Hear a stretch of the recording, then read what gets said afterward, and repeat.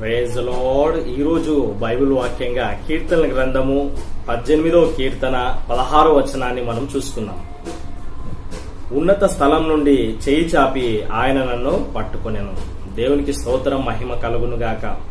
ఉన్నత స్థలంలో నివసించే దేవుడు, పరలోకంలో ఉండే దేవుడు, మహాకాశాల మీద ఉండే దేవుడు మరి దావీదు మీద దృష్టి ఉంచినాడు.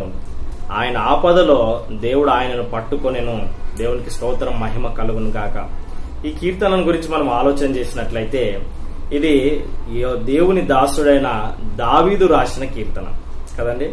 అతడు మరి శత్రులందరి చేతిలో నుండి, ప్రత్యేకంగా సౌలు చేతిలో నుండి రక్షింపబడినప్పుడు, దేవుడు అతన్ని తప్పించినప్పుడు దేవుని కీర్తిస్తూ స్తుతిస్తూ రాసిన కీర్తన ఈ 18వ కీర్తన. ఇందులో మొదటి మాటగా, యెహోవా నా బలమా, నేను నిన్ను ప్రేమించుచున్నాను. యెహోవా